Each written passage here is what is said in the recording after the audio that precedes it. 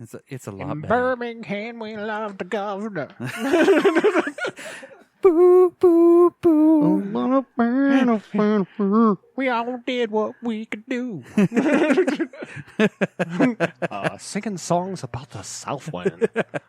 Brown sugar. As I said, it doesn't matter to Jesus. Yeah. No Jesus. The Jesus. The Jesus. Jesus squeezes, guys. Come on, Jesus squeezes. Was that your Stella? Okay. 3, 2, 1.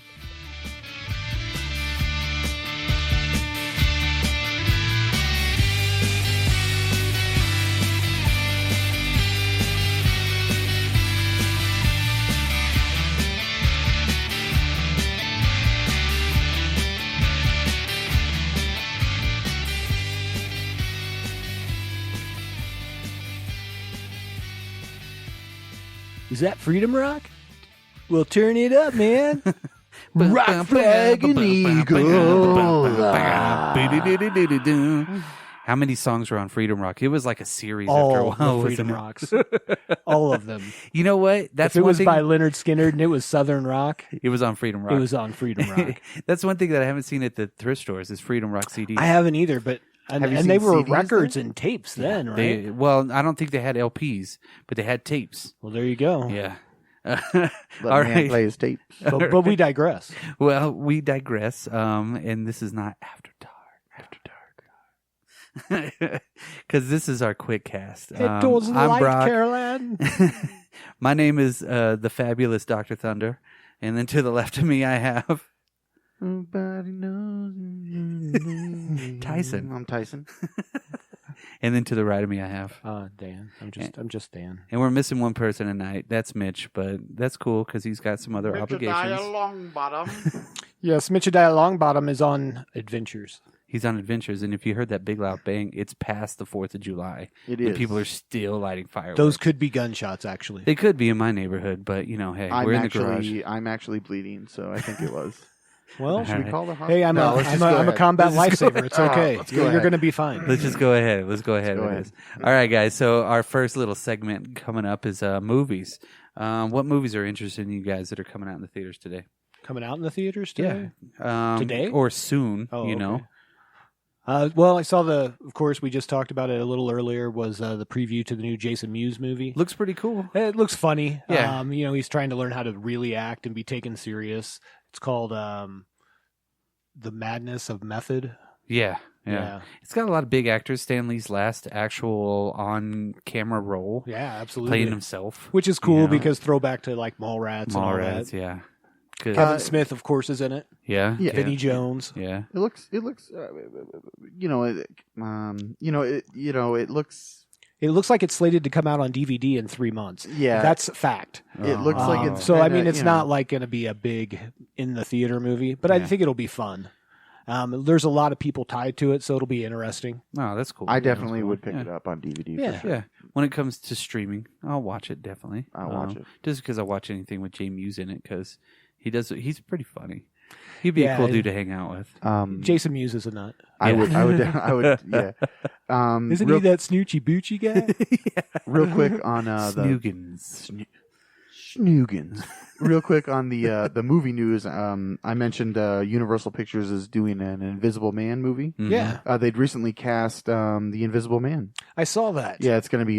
His name is Oliver Jackson Cohen. He's going to be he was in a wonderful series on Netflix, House on Haunted Hill. I have not seen Or this. Still not Haunting, watched it no, yet. I'm sorry, Haunting of Hill House. Yeah, there Is you what go. It's supposed to be yeah. really good, and that writer's he's doing It's a really new movie good. too, right? Well, no. That's just that the actor was in that. That's probably the most recent thing that you would remember him from. There's actually one episode in that show that's all like, meant to look like one shot. Okay. So it's all like a big tracking shot. You know what I mean? Nice. A la Birdman. You Right. know? Yeah. Obviously, we know that Touch you- of Evil. Sure, you can't do that without. Well, Touch of Evil can, but you can't do the whole movie without hiding the cuts in it. Anyway, Except for Touch of Evil. Elizabeth Well, you're talking about the opening shot. Yes. Yeah. Yes. That's Charlton different. Heston as a Mexican. We're talking about like a whole.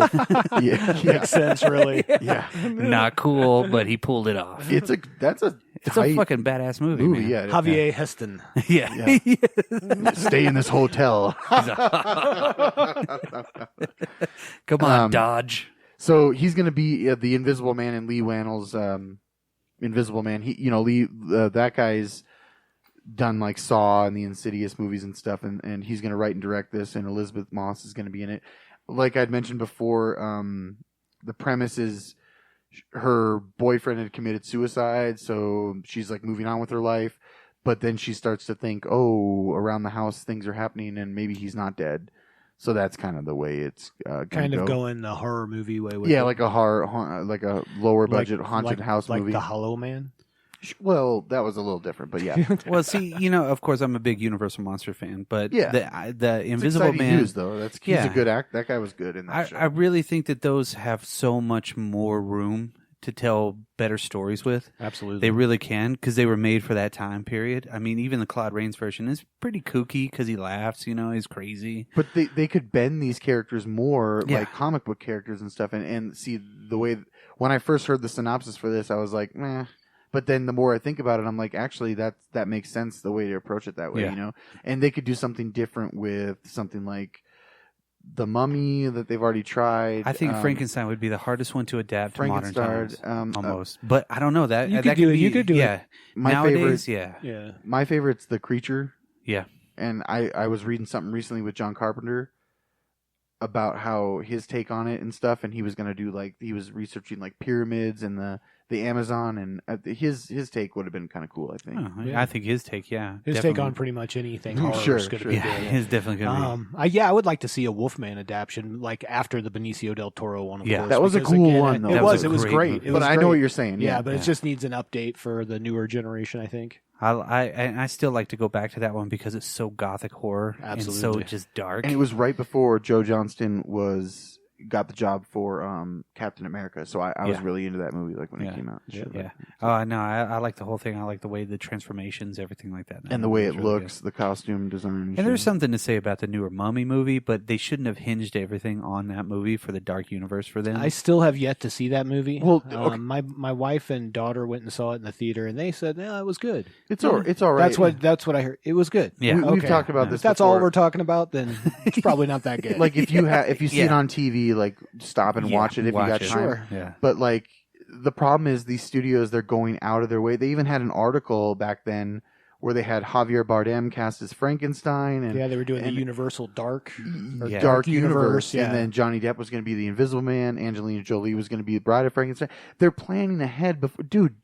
Just do a movie first, and if audiences respond, then you can build off of the world that you've built. Absolutely. Sure, but they made a mistake there, so I'm hoping that they're going to take this down back to its You've roots. got to make a good movie first. Yep. That's it.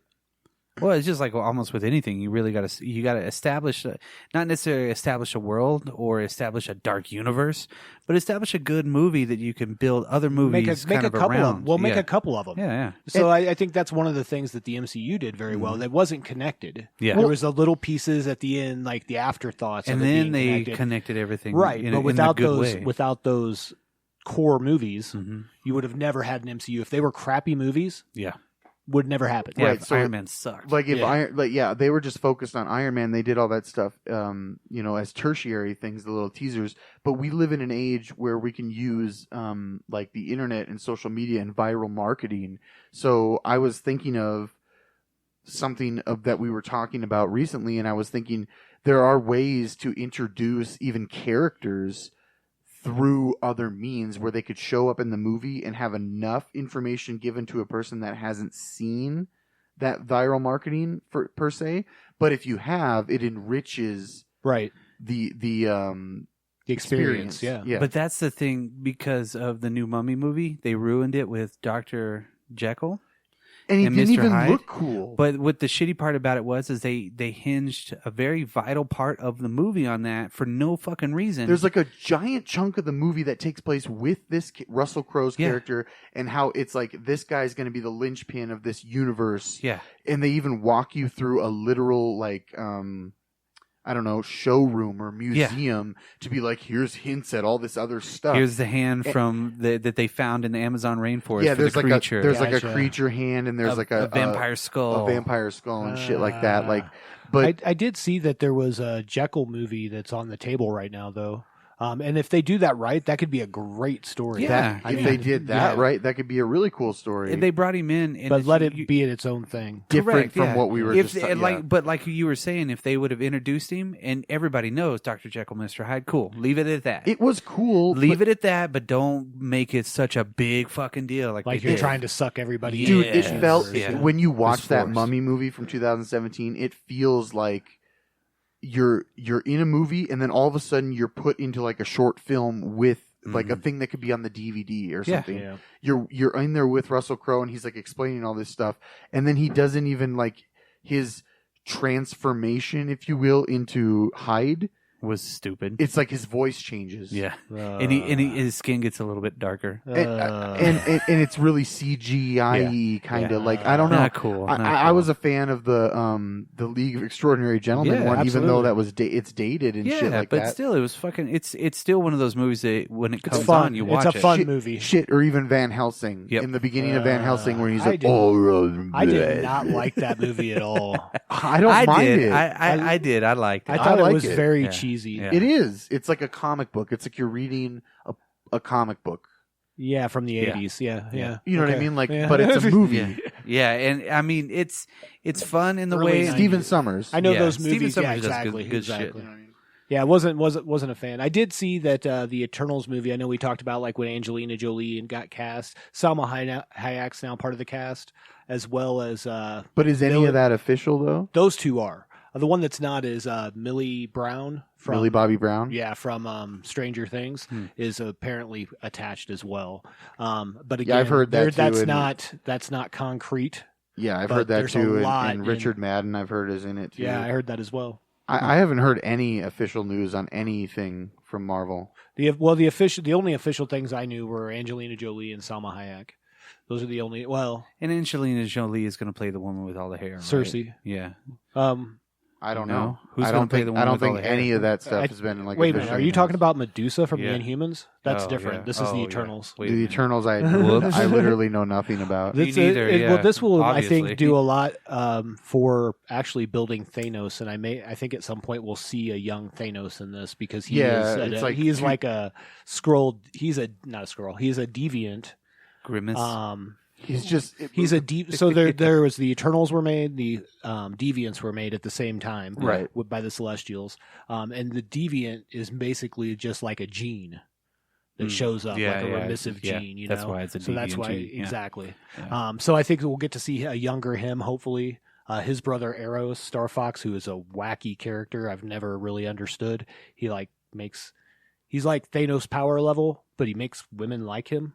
He has like a power of persuasion. Yeah, or Eros is his name. Almost like Purple Man. Yeah, but not to that degree. Not to that degree. Where I know what you're talking about. I'm not like 100%, but I know what you're talking about.